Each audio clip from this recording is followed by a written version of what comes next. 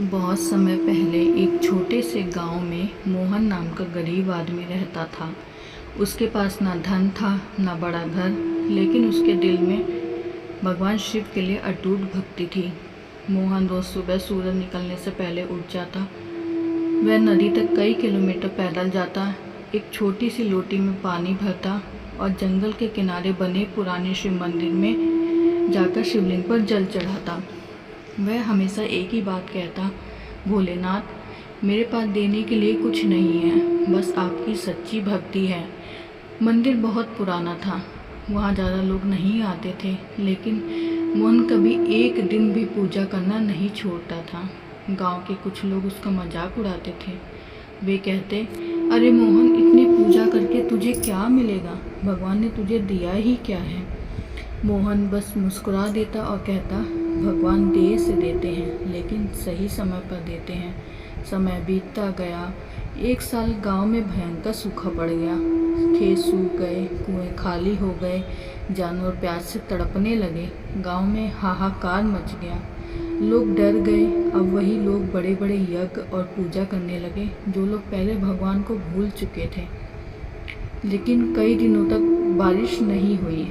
एक दिन मोहन नदी पर पहुंचा तो देखा कि नदी भी लगभग सूख चुकी है। बड़ी मुश्किल से उसकी लोटी में थोड़ा सा पानी भर पाया। वह धीरे धीरे मंदिर पहुंचा। उस दिन उसके चेहरे पर चिंता साफ दिखाई दे रही थी।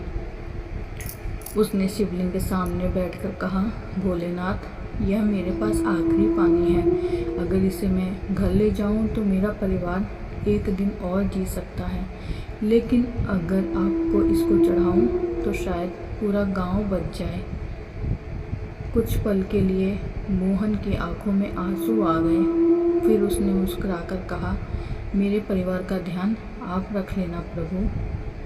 और उसने वह आखिरी पानी शिवलिंग पर चढ़ा दिया। जैसे ही जल शिवलिंग पर गिरा, मंदिर में तेज हवा लगने लगी। आसमान में काले बादल छा गए, बिजली चमकने लगी। कुछ ही क्षणों में तेज बारिश शुरू हो गई। पूरा गांव खुशी से झूम उठा। बच्चे बारिश में नहाने लगे। सूखे खेत पानी से भर गए।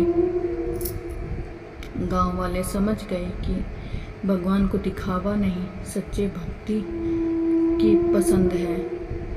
सभी लोग मोहन के पास आए और बोले, हमें माफ़ कर दो मोहन, हम तुम्हारी भक्ति को समझ नहीं पाए।